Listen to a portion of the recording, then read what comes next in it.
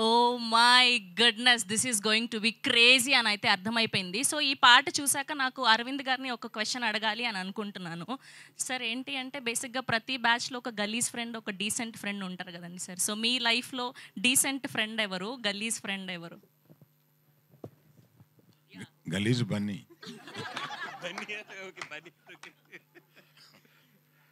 Decent Bunny Vasu.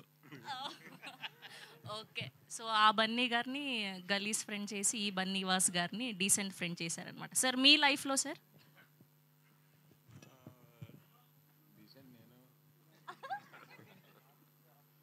Decent అంటే చాలామంది ఉన్నారు.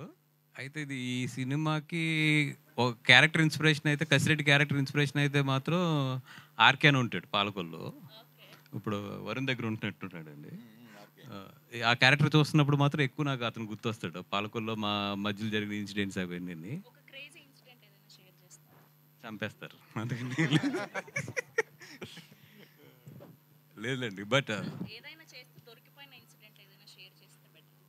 వద్దులేండి, ఇప్పుడు సోషల్ మీడియా వచ్చాక చాలా జాగ్రత్తగా ఉండాలి.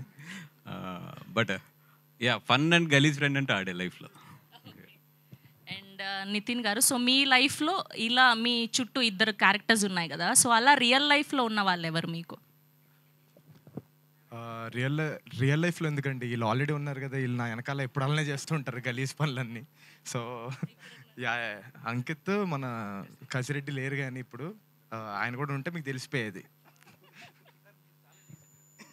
నేను డీసెంట్ అండి.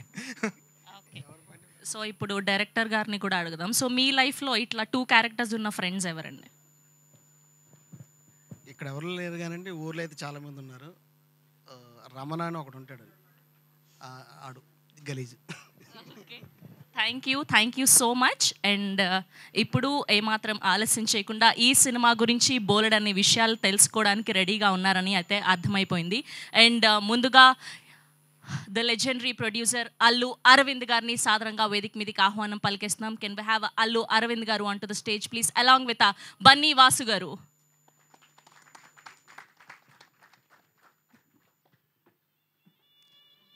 And now let me invite director of this film Anji garu onto the stage please.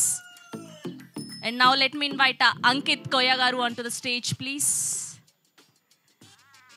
And now let me invite our very own our hero Narne Nitin garni sadaranga vedik midiki ahvanam palikestunam. Can we have a Nitin garu onto the stage please?